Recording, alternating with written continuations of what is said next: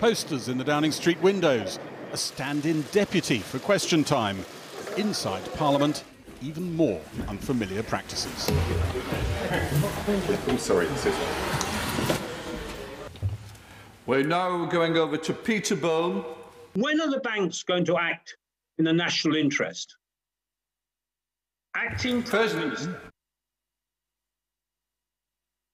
Off in his prime, I think the First Secretary can get the best out of that. Many ask their questions from their constituency homes. David Mundell, we've been unable to connect. Keir Starmer. In the chamber for his first question time, the new Labour leader, pressing the government on its pledge to reach 100,000 COVID-19 tests a day by the end of the month. So we're way behind the curve, and the end of the month is a week tomorrow. So what does the First Secretary expect to happen in the next 8 days to get us from 18,000 tests a day to 100,000 tests a day? Of course, he's right to say that in the final week that will require a big increase. But of course, with a project like this, it does require an exponential increase in the final days and the final week of the programme. Labour accused the government of not taking up manufacturers' offers to make personal protective equipment for the NHS, and many other failings too. Something's going wrong, and there's a pattern emerging here. We were slow into lockdown, slow on testing, slow on protective equipment, and now slow to take up these offers from British firms. I don't accept his premise that we've been slow.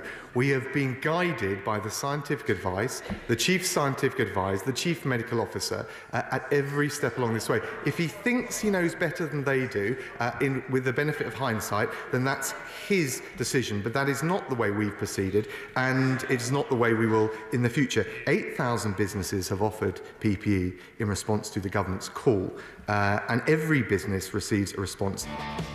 One such company, Network Medical, told the government it could make face shields. It got in touch at the end of March and got a reply at 7:30 this morning, a bog-standard automated acknowledgement. In the meantime, it supplied a chain of UK private hospitals. Unfortunately, we've not had anything still from the UK NHS. And the problem is that if we don't have anything soon from them, then we'll either have to stop manufacturing because there'll be no demand, or we'll have to supply to customers outside of the UK where we've had interest as well. But obviously we want to keep this in the UK. The Health Secretary became the first minister to declare that Britain had reached the peak of the coronavirus epidemic. He told the Commons that the NHS now had 10,000 free beds for routine care, and routine surgery would resume shortly. I just want to thank everyone from across the country for their steadfast commitment in following the rules, including in this House. It is making a difference. We are at the peak. But at the Downing Street press conference, a warning: we are a long way from the vaccine or miracle drug that will allow a return to normal. Until we have those, and the probability of having those any time in the next calendar year are incredibly small, and I think we should be realistic about that, we're going to have to rely on other social measures, which of course are very socially disruptive.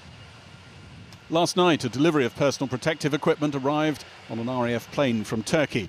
But questions persisted about why Britain had not taken up an invitation to join an EU joint procurement exercise to buy up medical kit to help deal with COVID-19. Yesterday, the top official at the Foreign Office told MPs it had been a political decision. Last night, he sent a letter to MPs saying there was no such decision and the UK simply did not receive an invitation in time to join in the EU procurement schemes. You can smell these things. That didn't look like a letter he'd spontaneously written himself, did it? I'm sure there will have been conversations. Philip Rycroft used to run the department planning for Brexit. Today he's joined other ex-Whitehall grandees, saying the COVID-19 crisis means the government must drop its commitment to leave the post-Brexit transition at the end of December. To compound that uncertainty, to say to British businesses in particular, we can't tell you what the relationship will be with the EU at the end of this year, is taking a very big risk. That does not look sensible from an economic perspective. Do you struggle to imagine a British government actually doing it, going through with it at a time like this? Frankly, I do struggle with that. Previous EU procurement rounds have included testing equipment. The EU says Britain was fully aware of all of them, despite saying they were not communicated. The government says it does now want to be part of future procurement rounds, just as the chief government medical advisor signals the challenges of this crisis will be with us for a long time yet.